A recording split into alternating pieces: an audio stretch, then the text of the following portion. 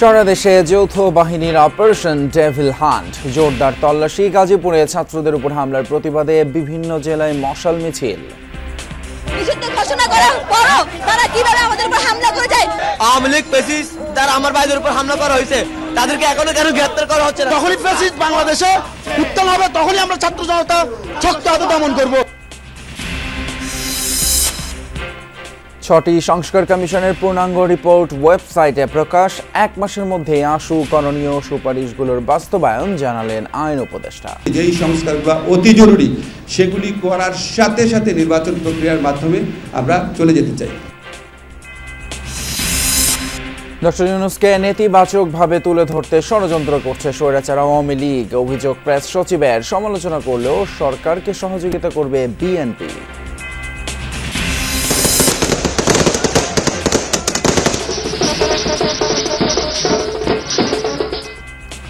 প্রায় 3 দশক পর দিল্লির মসনদে বিজেপি, 1টি আসনও পায়নি কংগ্রেস, ভরাডুবি আম আদমি পার্টিরও। বিপিএলে জয়ের বোনাস হিসেবে বরিশালের প্রতিটা সদস্য পেলেন নতুন আইফোন। ট্রফি নিয়ে বরিশালের উদ্দেশ্যে আজ রওনা হবে চ্যাম্পিয়ন দল।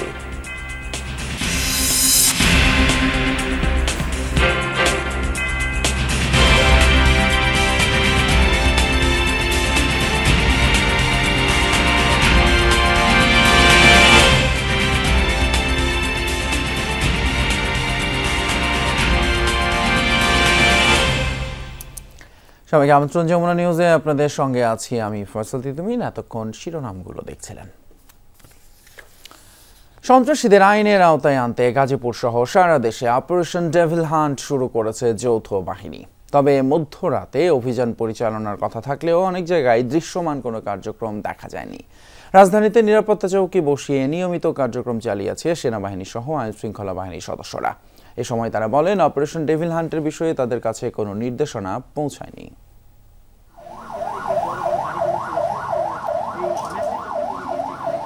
স্বরাষ্ট্র মন্ত্রণালয় থেকে ঘোষণা এসেছিল আগেই।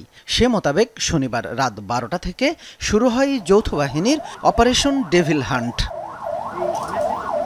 ঘটনার শুরু যেখানে, সেই গাজীপুরের ধীরাশ্রমে আওয়ামী লীগের সাবেক মুক্তিযুদ্ধ বিষয়ক মন্ত্রী আ.ক.ম মোজাম্মেল হকের বাড়িতে যায় র্যাবের একটি টিম। এ সময় জিজ্ঞাসাবাদ করা হয় কয়েকজনকে। তবে এই অভিযানের বিষয়ে আনুষ্ঠানিকভাবে কিছু জানানো হয়নি। কড়া প্রহরা ছিল গাজীপুরের গুরুত্বপূর্ণ সড়ক আর অলিগলিতে। চেকপোস্ট বসিয়ে যানবাহনে তল্লাশি চালায় সেনা সদস্যরা। চট্টগ্রামে শনিবার রাত 12টা থেকে টহল দিতে দেখা যায় সেনা সদস্যদের। শহরের গুরুত্বপূর্ণ বিভিন্ন পয়েন্টে চেকপোস্ট বসিয়েছে আইন শৃঙ্খলা রক্ষাকারী বাহিনী। সন্দেহজনক গতিবিধি ও গাড়িতে তল্লাশি চালানো হয়। নগরীতে প্রবেশ ও বের হওয়ার রাস্তায় ছিল বাড়তি নজরদারি। যারা সন্ত্রাসী কর্মকাণ্ড করতেছে তাদেরকে দ্রুত আইনের আওতায় আনা দরকার। অভিযানটা পরিচালনা করতেছে, এটা যদি আরো আগে থেকে শুরু করতো তাহলে দেশের পরিস্থিতি আরো ভালো হতো। 6 মাসে দেশে অনেক কিছু হয়ে গিয়েছে। আপনারা দেখেছেন দেশে কোথাও শান্তি নাই, পুলিশের কাজ করছে না, যে যার যার কাজকর্ম ঠিকঠাক করে করছে না। এখনো পাই নাই, জিজ্ঞাসাবাদ করতেছি, সন্দেহজনক হলে আমরা ব্যবস্থা নেব আর কি। সাতক্ষীরায় রাত 12টার পর সড়কে দেখা গেছে সেনা সদস্যদের। সেনা সদস্যরা জানান, নিয়মিত টহলের অংশ হিসেবে তাদের কার্যক্রম চলেছে। খুলনা মহানগরীতেও সেনাবাহিনী ও আইন শৃঙ্খলা বাহিনীকে সড়কে দেখা গেছে। তারাও বলছেন, নিয়মিত কার্যক্রমের অংশ হিসেবে তারা টহল দিচ্ছেন। খুলনা মেট্রোপলিটন পুলিশের নিয়মিত একটি টহল কাজ। আমরা নিয়মিত রোস্টার ডিউটিতে আমরা আসি এবং নিয়মিত ডিউটিগুলো করি। একটা অপারেশন হওয়ার কথা সারা বাংলাদেশে, গাজীপুর সহ ডেভিল হান্ট নামক একটা অপারেশন হওয়ার কথা। এটা আমরাও জানছি নিউজের মাধ্যমে। আমাদের খুলনা মেট্রোপলিটন পুলিশ থেকে এখনো পর্যন্ত কোনো এরকম নির্দেশনা আমাদের কাছে নাই। এদিকে রাজধানীর বিভিন্ন গুরুত্বপূর্ণ স্থানে চেকপোস্ট বসিয়েছে সেনাবাহিনী। সেসব চেকপোস্টে প্রাইভেট কার, মোটরসাইকেল সহ সব ধরনের যানবাহন থামিয়ে চেক করা হচ্ছে। এ সময় অপারেশন ডেভিল হান্ট সম্পর্কে জানতে চাইলে বলেন, এ বিষয়ে তাদের কাছে কোনো নির্দেশনা আসেনি।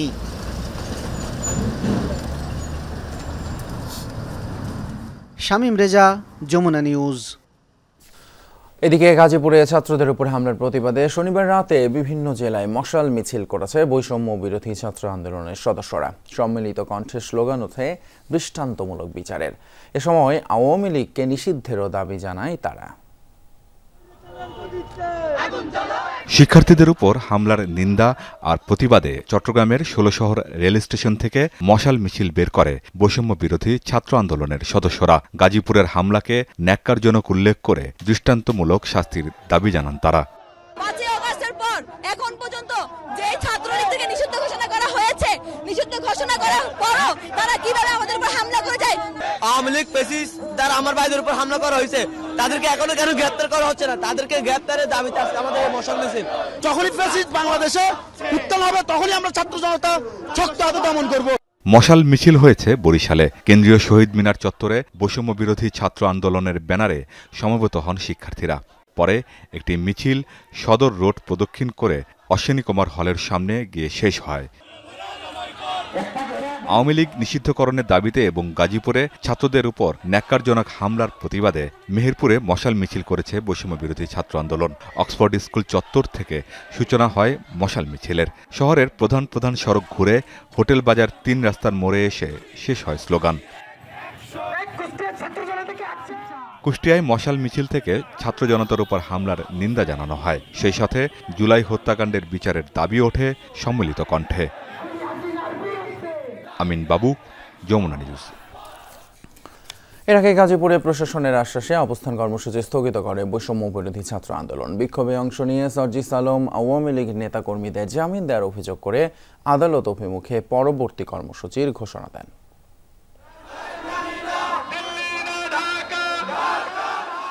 ছাত্র জনতার উপর হামলার প্রতিবাদে এই বিক্ষোভ। রাজবাড়ী মাঠ থেকে সমবেত হয়ে মিছিলে অংশ নেয় বৈষম্য বিরোধী ছাত্র আন্দোলন ও জাতীয় নাগরিক কমিটির সদস্যরা। শহর ঘুরে জেলা প্রশাসক কার্যালয়ের সামনে অবস্থান নেন বিক্ষুব্ধ শিক্ষার্থীরা। অবরোধ করেন সড়ক। তাদের অভিযোগ, হামলার শিকার ছাত্র জনতাকে রক্ষায় এগিয়ে আসেনি প্রশাসনের কেউ। কালকে প্রশাসন সেই একটা রূপ দেখাইছে, এই রূপ যদি আগামীতে চলতে থাকে তাহলে ছাত্ররা নিরাপদ থাকবেই না, আপনারা জনতারাও নিরাপদ থাকবেন না। অবিলম্বে যেসব জায়গায় গাজীপুরের মাটিতে 1 ইঞ্চিতে যেখানে আওয়ামী লীগের অস্তিত্ব আছে, কালকে সকাল 10টার মধ্যে সিলগালা করতে হবে। জাতীয় নাগরিক কমিটির মুখ্য সংগঠক সার্জিস আলম এতে যোগ দিয়ে অভিযোগ করেন, আওয়ামী লীগের সন্ত্রাসীদের গ্রেফতারের পর জামিন দেওয়া হচ্ছে। এজন্য আদালত অভিমুখে পরবর্তী কর্মসূচির হুঁশিয়ারি দেন তিনি।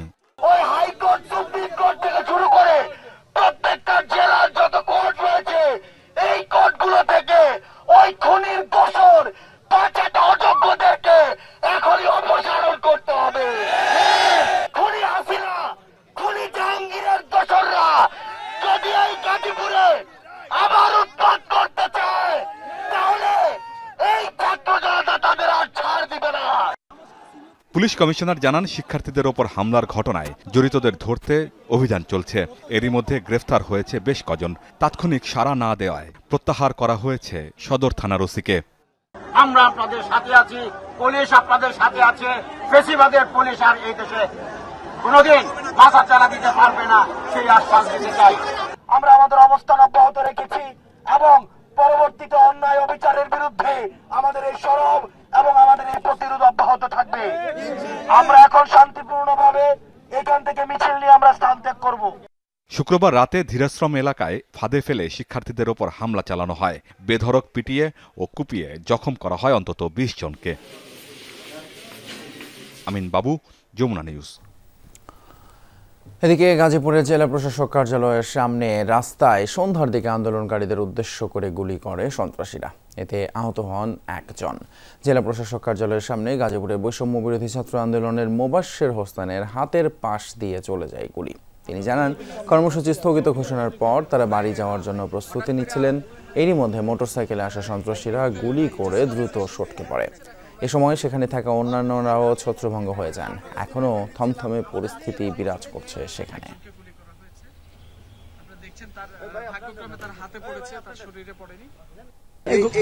মাত্র 10 মিনিট আগে আমি মিডিয়াকে ব্রিফিং দিচ্ছিলাম আজকের কর্মসূচিতে কি কি ঘটলো এবং আমাদের প্রশাসনের কাছে কি কি প্রত্যাশা এটা নিয়ে জাস্ট ব্রিফিংটা শেষ করে এখান থেকে আমরা আবার আমাদের যে ছাত্র ভাইরা আহত হয়েছে তাদেরকে দেখতে যাব। এইটা নিয়ে বের হচ্ছিলাম, এই মুহূর্তে অতর্কিতভাবে মোটরসাইকেল একটা যায়, যতটা আমি লক্ষ্য করেছি যে আমাকে ক্রস করে যায় আর এই মুহূর্তে আমার হাতে এই গুলিটা করে। অযথা সময় ক্ষেপণ করে ক্ষমতায় থাকার ইচ্ছে নেই অন্তর্বর্তী সরকারের। অতি জরুরি সংস্কারের পরেই নির্বাচনের প্রক্রিয়া শুরু হবে বলে জানিয়েছেন আইন উপদেষ্টা আসিফ নজরুল। সন্ধ্যায় রাজধানীর ফরেন সার্ভিস একাডেমিতে এক সংবাদ সম্মেলনে একথা বলেন তিনি। সংস্কার কমিশনের প্রস্তাবিত সুপারিশের অধিকাংশই 1 মাসের মধ্যে বাস্তবায়ন করা সম্ভব বলে জানানো হয়। রাষ্ট্র সংস্কারে গঠিত 6 কমিশনের পূর্ণাঙ্গ প্রতিবেদন প্রকাশ হয়েছে আজ। মন্ত্রিপরিষদ বিভাগের ওয়েবসাইটে এই প্রতিবেদনগুলো প্রকাশ করা হয়েছে। আশু, মধ্যমেয়াদী এবং দীর্ঘমেয়াদী এই 3 ভাগে এই প্রস্তাবগুলো উপস্থাপন করা হয়েছে।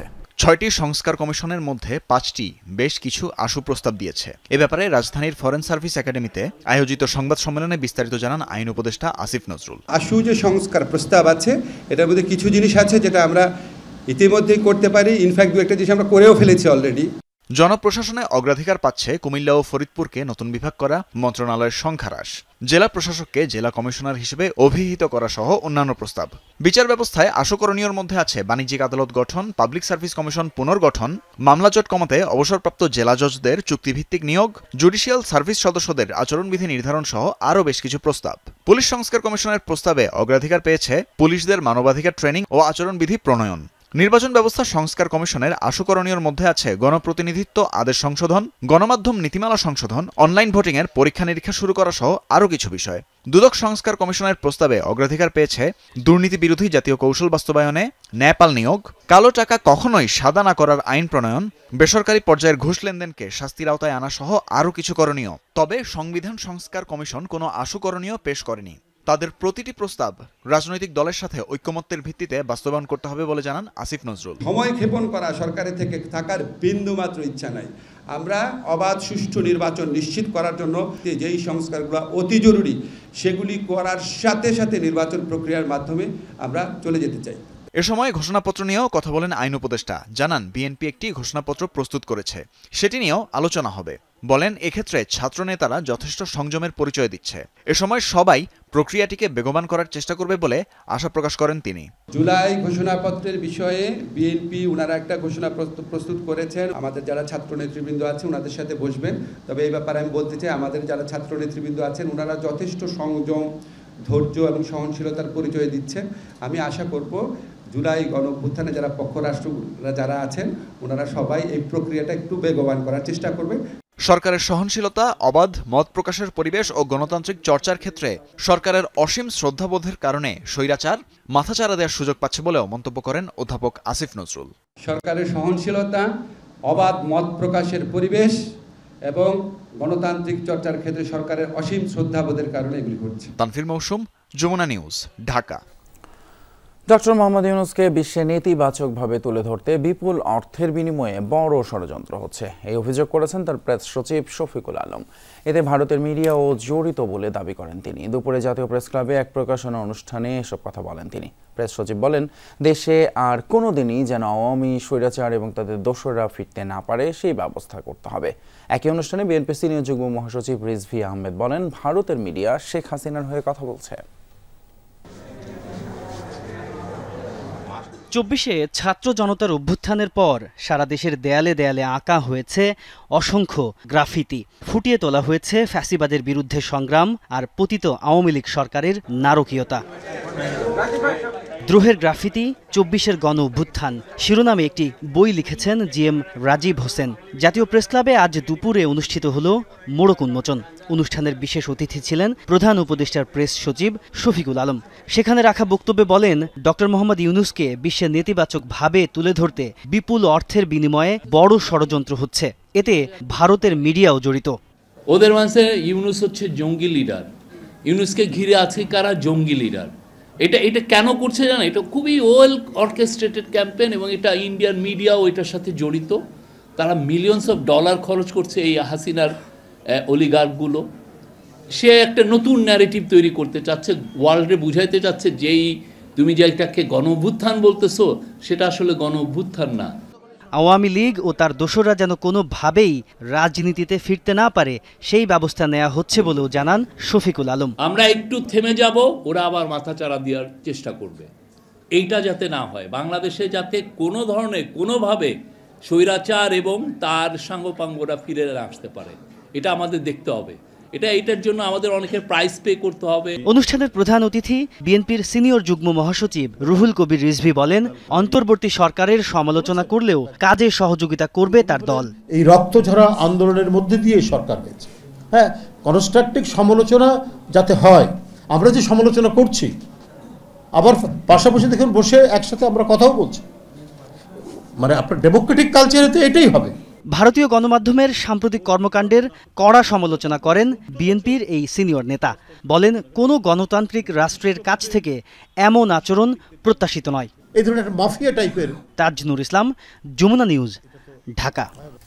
বঙ্গবন্ধু স্মৃতি জাদুঘরের নামে 20 কাঠার একটি প্লট গৃহায়ন এবং গণপূর্ত মন্ত্রণালয় থেকে বরাদ্দ ছিল, অথচ দখলে আছে 5টি প্লট যার পরিমাণ প্রায় 100 কাঠা।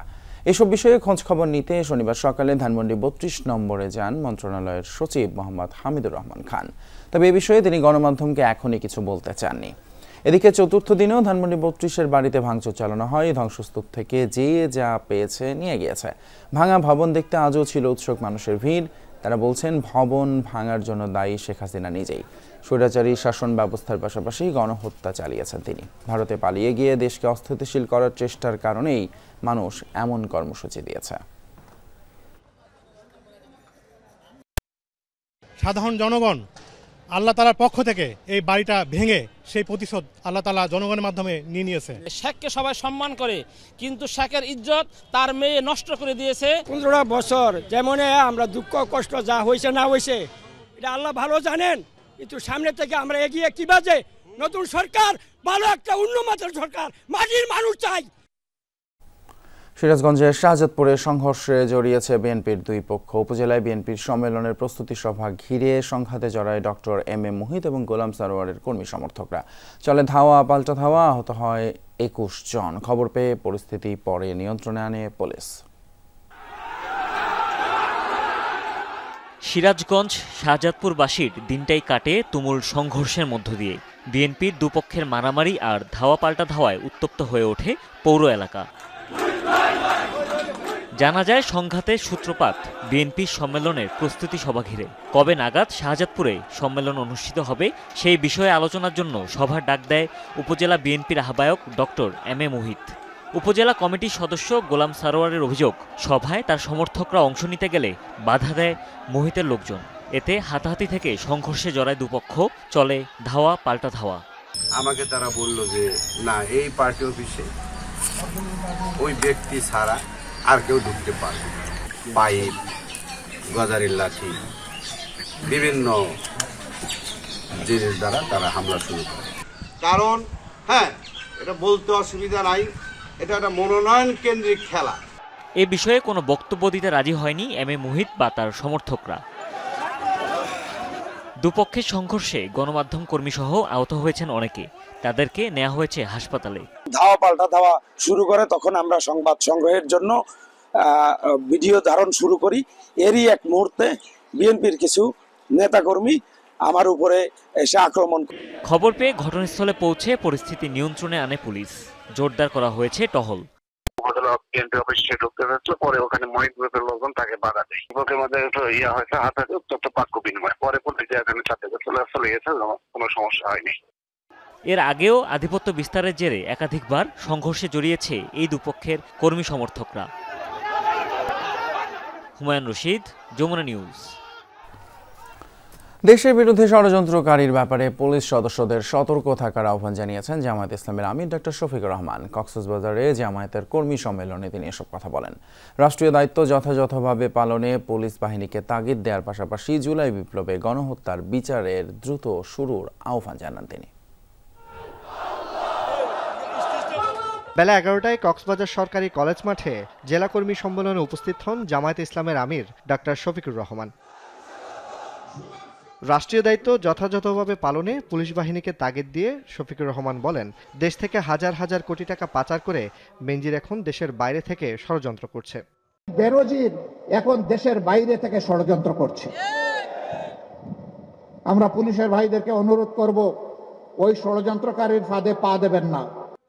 জামাতের আমির আরও বলেন, বিগত সরকার মেজরিটি মাইনরিটির নামে সমাজে বৈষম্য সৃষ্টি করেছিল, পক্ষ বিপক্ষের শক্তিতে বিভক্ত করে বিভেদ ও যুদ্ধ লাগিয়ে রেখেছিল। সমাজের মধ্যে মেজরিটি মাইনরিটি, সংখ্যাগুরু সংখ্যালঘু বলে সংখ্যাগুরু এবং সংখ্যালঘুর মাধ্যমে ফ্রিকশন, এই ধান্দা, এই যুদ্ধ লাগিয়ে রেখেছিল। জুলাই বিপ্লবে গণহত্যার বিচারের কাজ দ্রুত শুরু করার আহ্বান জানান তিনি। বলেন, গণহত্যার বিচার না হলে শহীদদের আত্মার সাথে বেইমানি করা হবে। আমাদের কথা স্পষ্ট, সবগুলা খুনের বিচার হতে হবে। বিশেষ করে 24-এর গণহত্যার বিচার অবশ্যই হতে হবে। আগে বিচার, তারপরে অন্য কাজ।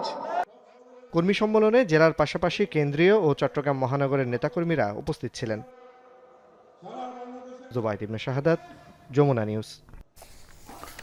একজন ব্যক্তির হাতে ক্ষমতার কেন্দ্রীকরণ, বিচার ব্যবস্থার দলীয়করণ এবং গুরুত্বপূর্ণ প্রতিটি প্রতিষ্ঠানের বেসরকারীকরণে আওয়ামী সরকারের আমলে এত বড় আকারে অর্থ পাচার হয়েছে, এই মন্তব্য করেছেন অধ্যাপক ডক্টর মাহবুবুল্লাহ। বলেছেন, জড়িতদের বিচারের আওতায় আনতে না পারলে ভবিষ্যতেও এ ধরনের ঘটনা থামানো যাবে না। রাজনীতিতে নৈতিকতা ফিরে আসলে লাগাম টেনে ধরা সম্ভব বলে মনে করেন এই অর্থনীতিবিদ। অর্থনৈতিক পরিস্থিতি বিষয়ক শ্বেতপত্র প্রণয়ন কমিটির প্রতিবেদন অনুযায়ী গত 1.5 দশকে প্রায় 28 লাখ কোটি টাকা পাচার করেছে ক্ষমতাচ্যুত আওয়ামী লীগ সরকার। মেগা প্রজেক্টের নামে পুকুর চুরি করেছে বিগত সরকারের রাজনীতিবিদ, আমলা, ব্যবসায়ীরা। রাজনীতিবিদদের কারণেই হচ্ছে এই আওয়ামী শাসনামলে ব্যাপক অর্থ পাচার হয়েছে। এরই প্রেক্ষাপটে রাজনীতিবিদদের জন্য আওয়ামী লীগ শাসনামলে ব্যাপক অর্থ পাচার সম্ভব হয়েছে শীর্ষক ছায়া সংসদের আয়োজন করে ডিবেট ফর ডেমোক্রেসি। সংগঠনটির চেয়ারম্যান বলেন, অর্থ পাচারের বসন্তকাল ছিল আওয়ামী লীগ আমল। এখন সবার ঐক্যের দরকার। নিজেদের মধ্যে যদি ফাটল তৈরি হয় তাহলে কিন্তু পাচারকারীরা উৎসাহিত হয়ে যাবে। নিজেদের মধ্যে ফাটল তৈরি হলে আবার ফ্যাসিস্ট সরকার এসে বাংলাদেশের ব্যাংকগুলো দখল করে ফেলতে পারে।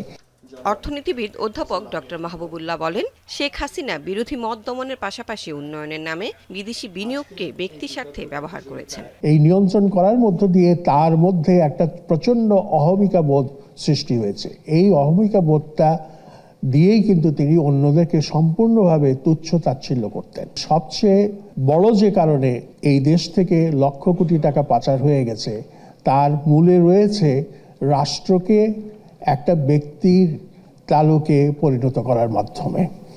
অর্থনৈতিক খাতে দুর্বৃত্তায়নের জন্য দায়ীদের বিচার করা না গেলে ভবিষ্যতে এ ধরনের অপতৎপরতা থামানো যাবে না বলে মন্তব্য করেন এই অর্থনীতিবিদ। যে দেশের বিচার ব্যবস্থা এভাবে ধ্বংসপ্রাপ্ত হয়, এভাবে বিকৃত হয়, এভাবে যেটাকে বলা যায় একেবারে নিম্ন স্তরে, সর্বনিম্ন স্তরের পর্যায়ে নেমে যায়, সেই দেশ থেকে আমরা খুব ভালো কিছু আশা করতে পারি না। পাচার হওয়া অর্থ ফেরত আনার প্রক্রিয়া জটিল ও সময় সাপেক্ষ, অনেকটা নির্ভর করবে নির্বাচিত সরকারের উপর, মনে করেন ডক্টর মাহবুবুল্লাহ। বাড়তি দৃঢ়তা নিয়ে এই ব্যাপারে পদক্ষেপ গ্রহণ করে। লাভলি বিথি, যমুনা নিউজ, ঢাকা। চট্টগ্রামের জলাবদ্ধতা নিরসন প্রকল্পকে অগ্রাধিকার দিয়ে কাজ করছে সরকার। এটি তদারকির জন্য 4 জন উপদেষ্টাকে দেওয়া হয়েছে দায়িত্ব। প্রতি সপ্তাহে অন্তত একজন উপদেষ্টা সরেজমিনে এসে যা দেখভাল করবেন। সকালে খাল পরিদর্শন এবং খনন কাজের উদ্বোধন করতে গিয়ে সব কথা বলেন দুর্যোগ ব্যবস্থাপনা এবং ত্রাণ উপদেষ্টা ফারুক আজম। সামান্য বৃষ্টি কিংবা জোয়ারের পানিতে এভাবেই তলিয়ে যায় চট্টগ্রাম নগরীর নিচু এলাকাগুলো। এতে ভোগান্তির পাশাপাশি ক্ষতিগ্রস্ত হয় ব্যবসা বাণিজ্য। এই জলাবদ্ধতা নিরসনে চলছে হাজার কোটি টাকার মেগা প্রকল্প, অথচ বছরের পর বছর প্রকল্পের মেয়াদ আর ব্যয় বাড়লেও কমেনি দুর্ভোগ। এর জন্য সেবা সংস্থাগুলোর সমন্বয়হীনতা ও দুর্নীতিকে দুষছেন নগরবাসী। পানি উঠে আশেপাশে বসবাস অনুপযোগী হয়ে যায়, ময়লা নর্দমা এবং বিভিন্ন রকম রোগ শোকে আক্রান্ত হচ্ছি আমরা। ট্যাক্সও দিচ্ছি, বিলও দিচ্ছি, সব কিছুই তো দিচ্ছি, কিন্তু সুবিধা তো কোথায় পাচ্ছি না। হাজার হাজার কোটি টাকা খরচ হচ্ছে, কিন্তু সমস্ত খালের অবস্থা বেহাল। এবং এইটা যদি এরকম থাকে, এই বর্ষায় অবস্থা আরও খারাপ হবে, আরও ভয়াবহ হবে। এই প্রকল্পগুলো কিভাবে কাজ করে এই জনসাধারণের সামনে উন্মুক্ত হয়ে যাওয়া উচিত, তাহলে আমরা বুঝতে পারবো যে কোন খাতে কত টাকা কিভাবে যাচ্ছে। এবারের বর্ষায় দুর্ভোগ কমিয়ে আনা এবং প্রকল্পের গতি বাড়াতে অন্তর্বর্তীকালীন সরকারের 4 উপদেষ্টা দেখভাল করছেন বিষয়টি। শনিবারও দুর্যোগ ব্যবস্থাপনা ও ত্রাণ উপদেষ্টা নগরীর বারৈপাড়া, মহেশখাল সহ বেশ কয়েকটি খাল পরিদর্শন ও খনন কাজের উদ্বোধন করেন। দ্রুত কাজ শেষ করার তাগিদ দেন তিনি। খালগুলার এই অ্যাপ্রোচ ক্লিন করে দেয়া, খালগুলার ভিতরে সিলটেশন হয়েছে এগুলি তুলে ফেলা, যাতে নতুন করে সিলটেশন না হয় তার ব্যবস্থা করা, এগুলি আমরা মনে করছি যে আশু প্রয়োজন, খুব দ্রুত প্রয়োজন। তো সেগুলির জন্য সরকার সমস্ত তার শক্তি নিয়োজিত করছে।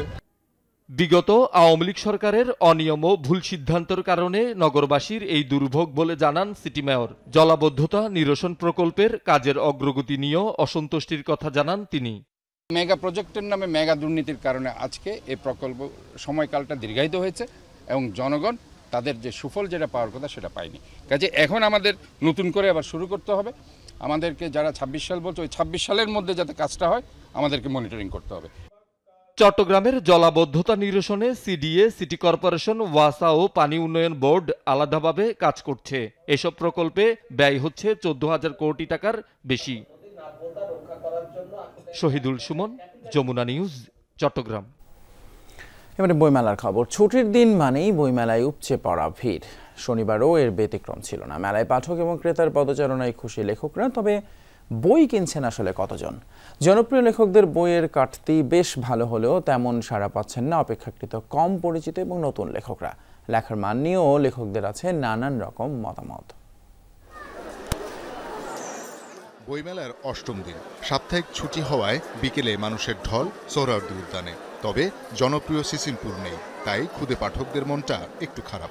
বইমেলা তো দেখে খুব খুশি হলাম, কিন্তু একটার জন্য মন খারাপ হয়েছে, সিসিমপুর নেই।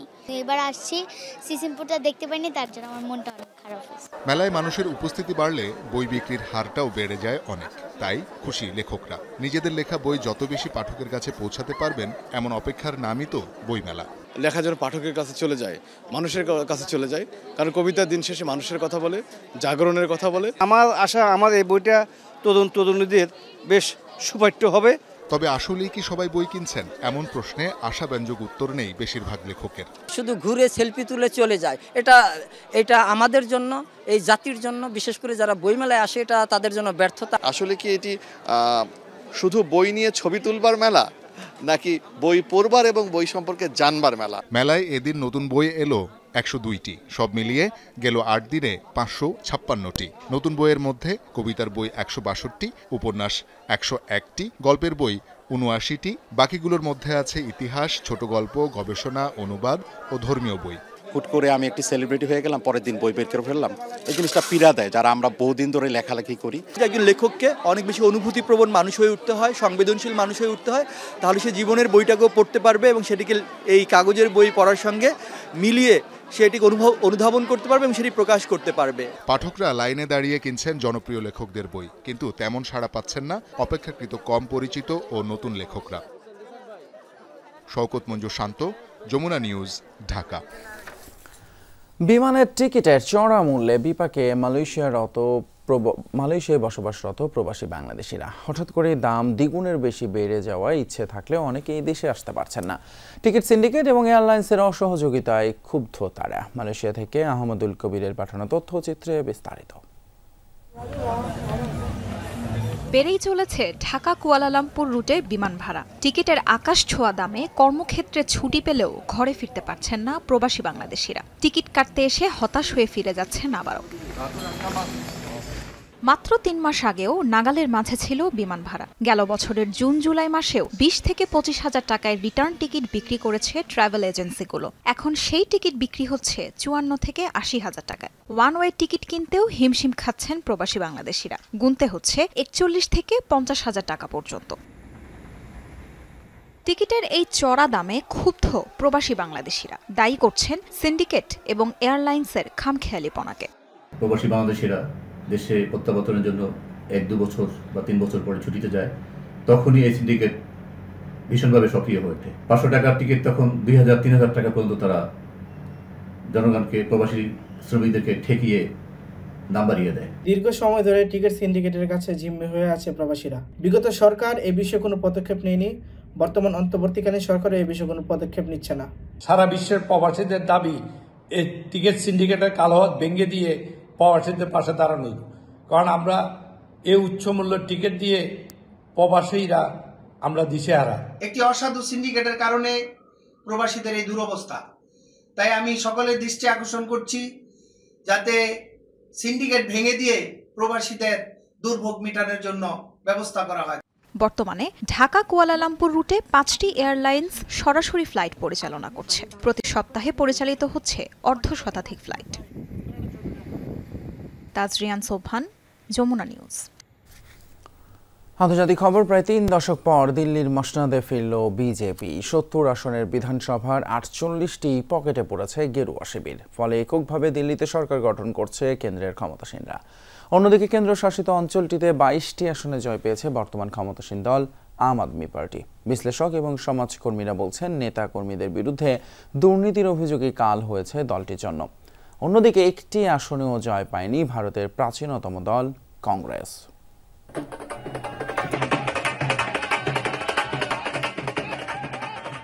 জয়েরই ছিল পূর্বাভাস। এবার আসনগুলো নিশ্চিত হতেই উল্লাসে মেতে ওঠেন বিজেপি কর্মী সমর্থকরা। দিল্লির বিভিন্ন এলাকায় চলছে গেরুয়া শিবিরের আনন্দ মিছিল। বুথ ফেরত জরিপে ছিল এএপির সাথে হাড্ডাহাড্ডি লড়াইয়ের আভাস। তবে সব হিসাব নিকাশ ভুল প্রমাণ করে কেজরিওয়ালের দলকে রীতিমতো উড়িয়ে মোদি ম্যাজিক দেখালো বিজেপি। এটা শুধু আমার জয় নয়, প্রধানমন্ত্রী নরেন্দ্র মোদীর জয়। মানুষ ভোটের মাধ্যমে বিজেপির প্রতি আস্থা জানিয়েছে। ভোটে হেরেছেন আম আদমি পার্টির বেশিরভাগ হেভিওয়েট প্রার্থী, যাদের মধ্যে রয়েছেন অরবিন্দ কেজরিওয়াল, মনীষ সিসোদিয়া, সোমনাথ ভারতী সহ কমপক্ষে 20 জন। মাত্র 600 ভোটে হেরেছি। আমার আসনের ভোটাররা যাকে যোগ্য মনে করেছেন তাকেই নির্বাচিত করেছেন। বিজয়ীকে অভিনন্দন জানাই।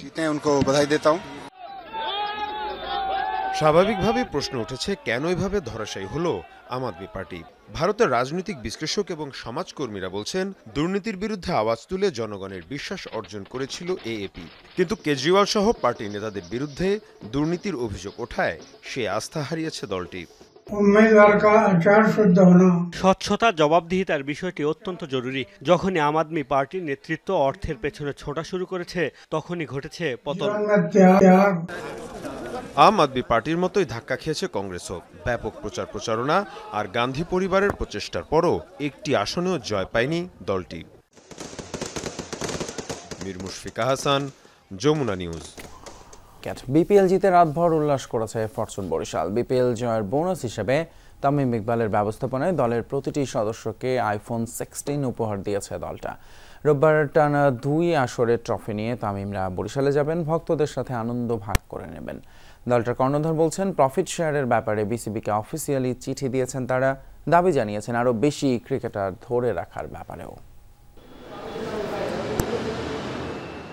বিপিএল শেষ, উদযাপনও হয়েছে বাঁধ ভাঙা। মাহমুদুল্লাহ রিয়াদকে যে শুধু বিপিএলেই বুধ হলে চলবে না, সামনে চ্যাম্পিয়ন্স ট্রফি, তা হোটেল ছাড়ার তারাও যেন বেশি।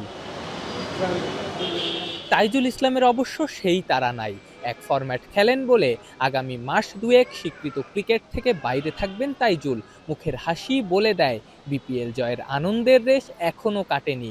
পাশাপাশি অধিনায়ক তামিম ইকবালের ব্যবস্থাপনায় তাইজুলরা চ্যাম্পিয়ন হওয়ার উপহার হিসেবে পেয়েছেন আইফোন 16। তামিম ভাই অ্যারেঞ্জমেন্ট করেছে, so he is giving now. Fortune বরিশালকে আমি ট্রিট করি his Tamim Iqbal's team, not my team. So আমি সবসময় বলে রাখি, you decide the things, I will not interfere. আমাকে শুধু বলে যে একে আনতেছি এতটুকু, এর চেয়ে বেশি বলে না। এই নিয়ে টানা 2 আসরে চ্যাম্পিয়ন হলো ফরচুন বরিশাল। দলটার কর্ণধার বলছেন, আগামী 5 বছরের মধ্যে বিপিএল লাভের মুখ দেখবে, তবে সেক্ষেত্রে লাগবে বেশ কিছু উন্নতি। Production quality is very very bad. So production quality বাড়াতে হবে, ইন্টারন্যাশনাল ব্রডকাস্টকে দিতে হবে। সো ইনকাম জেনারেট করার জন্য আপনাকে বিজনেস মাইন্ডলি হতে হবে। আগামী আসরগুলোতে আরো বেশি প্লেয়ার ধরে রাখার দাবি জানিয়েছে বরিশাল। শুধু তাই না, প্রফিট শেয়ারের ব্যাপারে বিসিবিকে অফিসিয়ালি চিঠিও দিয়েছে। এই বছরের রিটেনশনটা কোনো দল রিটেনশন চায় না, একমাত্র আমিই চেয়েছি। এবং আমি বলেছি আমার রিটেনশন আমার গতবার যা ছিল তা থাকতে হবে। একেবারে অফিসিয়াল লিখে দিয়েছি যে আমাদেরকে প্রফিট শেয়ার করার জন্য রিকোয়েস্ট, এবং আমরা বলছে কিছু একটা করবে। আই রিয়েলি ডোন্ট নো কি করবে। 9 তারিখ 2টা ট্রফি নিয়ে বরিশাল যাবেন তামিমরা। দর্শকদের ট্রফি দেখার সুযোগ থাকবে, কনসার্ট হবে। আফনান পিয়াল, যমুনা স্পোর্টস, ঢাকা। এদিকে রাজনীতিতে আসার সুযোগ থাকলেও ইচ্ছা নেই। বোর্ড সভাপতি হবেন কিনা এমন প্রশ্নে সম্ভাবনার গুঞ্জন অবশ্য উড়িয়ে দেননি তামিম ইকবাল। বিপিএলের ফাইনালে প্রেস কনফারেন্সে জানান এসব কথা। এর আগেও বেশ কয়েকবার বোর্ডে কাজ করার ব্যাপারে ইঙ্গিত দিয়েছিলেন দেশের এই ওপেনার। রাজনীতিতে না, এখন তো আমি রিটায়ার্ড, যদি আসিও তাহলে এখন ওই আলোচনাটা হবে না, বাট আল্লাহর রহমতে এরকম কোনো প্ল্যান নেই ভাই, ওটা দেখা যাক। শনিবার থেকে শুরু হয়েছে আসন্ন চ্যাম্পিয়ন্স ট্রফির প্রি ক্যাম্প। মিরপুরের ইনডোর মাঠে অনুশীলনে উপস্থিত ছিলেন জাতীয় দলের 5 ক্রিকেটার। সৌম্য সরকার, জাকের আলী অনিক, তানজিদ তামিম, মুস্তাফিজুর রহমান এবং তানজিম সাকিব ঘাম ঝরিয়েছেন নেটে। কালো কাপড়ে ঘেরা থাকায় অনুশীলন কাভারেও বিপাকে পড়ে গণমাধ্যম কর্মীরা। কালো কাপড়ে ঘেরা মিরপুর ইনডোর মাঠ, সেখানে অনুশীলন করছে চ্যাম্পিয়ন্স ট্রফিতে থাকা ক্রিকেটাররা। বিপিএলের 11তম আসরে পর্দা নামলেও বিশ্রামের সুযোগ নেই জাতীয় দলের ক্রিকেটারদের। যদিও শনিবার থেকে শুরু হওয়া ক্যাম্পে উপস্থিত ছিলেন স্কোয়াডে থাকা মাত্র 5 ক্রিকেটার। তানজিম সাকিব, তানজিদ তামিম, সৌম্য সরকার, মুস্তাফিজুর রহমানের সাথে ছিলেন জাকের আলী অনেক। ইনজুরির কারণে বিপিএলের বেশিরভাগ সময় বাইরেই ছিলেন সৌম্য সরকার। শেষ দিকে ফিরে ব্যাটিং ঝলক দেখালেও চ্যাম্পিয়ন্স ট্রফির আগে লক্ষ্য পূর্ণ রিদমে ফেরা। তাই তো প্রথম দিনের আনুষ্ঠানিক অনুশীলনে কাটিয়েছেন ব্যস্ত সময়, যেখানে পাশে পেয়েছেন সহকারী কোচ মোহাম্মদ সালাউদ্দিনকেও। নেটের পেছন থেকে যেমন সৌম্যর ব্যাটিং দেখেছেন, তেমনি ভুল ত্রুটি ধরিয়ে দিয়েছেন ফুটওয়ার্ক নিয়ে পরামর্শ। হেড কোচ ফিল সিমন্স পুরোটা সময় চোখ রাখেন অনুশীলনে। সৌম্যর ব্যাটিং দেখে সিমন্সের সাথেও কিছু সময় আলাপচারিতায় দেখা গেছে সালাউদ্দিনকে। শুধু সৌম্যই নয়, বোলিংয়ে থাকা মুস্তাফিজের দিকেও ছুটে এসে কথা বলেছেন বেশ কয়েকবার। এদিকে তানজিদ তামিম, জাকের আলী অনেকরাও লম্বা সময় করেছেন ব্যাটিং। মাঝে স্পিন কোচ সাকলেন মুশতাক আর বিসিবির কোচ সোহেলের সাথে বাক্য বিনিময় করেন জাকের আলী অনেক। এদিকে নেটে বোলিংয়ের জন্য স্কোয়াডের বাইরে থাকা মৃত্যুঞ্জয় চৌধুরী ও হাসান মুরাদও ছিলেন অনুশীলনে। দুবাই পাড়ি দেওয়ার আগে 13ই ফেব্রুয়ারি পর্যন্ত নিয়মিত চলবে চ্যাম্পিয়ন্স ট্রফির এই প্রি ক্যাম্প। হাসান আল মারুফ, যমুনা স্পোর্টস, ঢাকা। তরুণ প্রজন্মকে ম্যারাথনের সাথে যুক্ত করতে হবে। সুস্থ জাতি এবং দেশ গড়তে ম্যারাথন প্রোগ্রাম দেশব্যাপী ছড়িয়ে দেওয়ার আহ্বান জানিয়েছেন সেনাবাহিনী প্রধান জেনারেল ওয়াকারুজ্জামান। শনিবার সকালে বাংলাদেশ সেনাবাহিনী আয়োজিত ঢাকা আন্তর্জাতিক ম্যারাথন 2025-এ পুরস্কার বিতরণ শেষে কথা বলেন তিনি। এবার রাজধানীর 300 ফিটে ম্যারাথনে অংশ নেন 10,000 দৌড়বিদ। বাংলাদেশ সেনাবাহিনীর আয়োজনে অনুষ্ঠিত হলো ঢাকা আন্তর্জাতিক ম্যারাথন 2025। ভোর 5টায় রাজধানীর 300 ফিটে এই ম্যারাথন শুরু হয়। এখন পর্যন্ত এটি দেশের সর্ববৃহৎ ম্যারাথন আয়োজন। সেনাবাহিনীর principal staff officer lieutenant general SM Kamrul Hasan এই আয়োজনের উদ্বোধন করেন। এবারের প্রতিপাদ্য run for unity, run for humanity. এবারেতে অংশ নিয়েছেন 10,000 দৌড়বিদ। এছাড়াও বিশ্বের 10টি দেশ হতে বেশ কয়েকজন দৌড়বিদ প্রতিনিধিত্ব করছেন। খুব ভালো লাগছে, জীবনের এই প্রথম 10 কিলোমিটার। আমি প্রায় 2 বছর ধরে রান করছি, এটা আমার ফার্স্ট টাইম 42 কিলো রানার্স। আমার 2025 সালে প্রথম রানিং, অনেক ভালো লাগতেছে, অনেক হ্যাপি। খুব কষ্ট হচ্ছে, বুকে অলরেডি ব্যথা করতেছে, আমাকে শেষ করতে হবে। লাইফে কোনো কিছুই সহজ না, এটাই বাস্তব। এই রানটা এত বেশি পার্টিসিপেন্ট হওয়ার কারণ হচ্ছে এটাই বাংলাদেশের সবচেয়ে বড় ইভেন্ট। খুবই ভালো লাগছে, এই ধরনের প্রোগ্রাম আমরা চাই ভবিষ্যতেও হোক। অংশগ্রহণকারীরা জানান, এ ধরনের আয়োজনে তরুণ প্রজন্মকে অপরাধমূলক কর্মকাণ্ড থেকে দূরে রাখার পাশাপাশি শারীরিক সুস্থতা বৃদ্ধি করবে।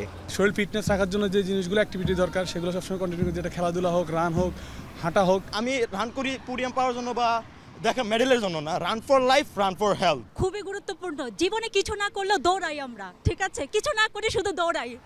পরে বিজয়ীদের হাতে পুরস্কার তুলে দেন সেনাপ্রধান ওয়াকারুজ্জামান। এ সময় তিনি বলেন, তরুণ প্রজন্মকে ম্যারাথনের সাথে যুক্ত করতে হবে। সুস্থ দেশ ও জাতি গড়তে এ ধরনের ম্যারাথন প্রোগ্রাম দেশব্যাপী ছড়িয়ে দেওয়ার কথা বলেন তিনি। আমরা দেশ এবং জাতিকে একটা সুস্থ দেশ এবং জাতি চাই, এবং এই ম্যারাথনটা সারা বাংলাদেশে আমরা ছড়িয়ে দিতে চাই। আমরা চাই দেশ এবং জাতি আমাদের এই প্রয়াসে অংশগ্রহণ করবে, আমরা সবাই ভালো থাকব, সুস্থ থাকব, শান্তিতে থাকব। আগামী বছরের ৩১ জানুয়ারি পরবর্তী আন্তর্জাতিক ম্যারাথন আয়োজনের ঘোষণা দেন সেনাপ্রধান। রাব্বি সিদ্দিকী, যমুনা নিউজ, ঢাকা। এই ছিল যমুনা নিউজের সকালের আয়োজনে। এতক্ষণ সাথে থাকার জন্য ধন্যবাদ আপনাদের সবাইকে।